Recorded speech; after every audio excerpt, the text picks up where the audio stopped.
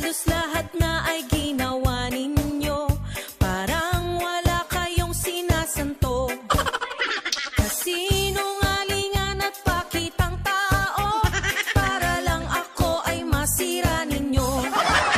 Kahit na anong mang paninira nyo sa'kin ay di uubra.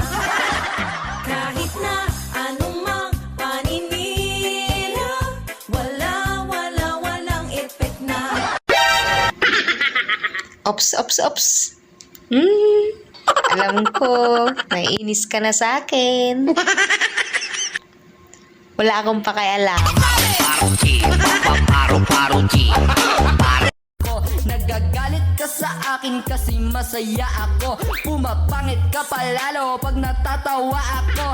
Ha ha ha, sino ka? Hindi kita kilala. Yung kung dumikit sa'yo baka pahamakan dala. Nananahimik ako dito tapos sasalbahihin nyo ko? Tapos nung ginantihan ko kayo, sasabihin nyo masama ang ugali ko? Hinayupak. Kung meron man kayong naririnig na kwento about sa akin, please, paniwalaan nyo na lang. Wala na akong time para mag-explain. Pwede mo ring dagdagan kung gusto mo. Sis, makinig ka. Sa iyong tingin pa lang alam kung may galit ka. Bawat kilos ko, lagi kang merong napupunta.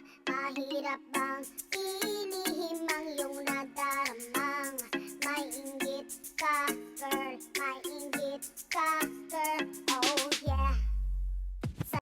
Ano? Ang pangit ng ugali ko? Fine. Ang sabi ng ugali ko, ang pangit daw ng mukha mo. Tinunto ito. Wala, nanonood ka na naman ng post ko.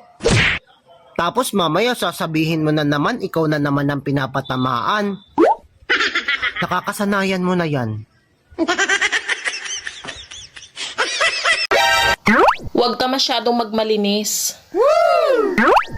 Baka banlawan kita. Be, pag pangit ka, bumawi ka na sa ugali. Hindi yung pangit ka na nga, pangit pa ugali mo. Ano yan, double kill? Kumalma ka lang, Day.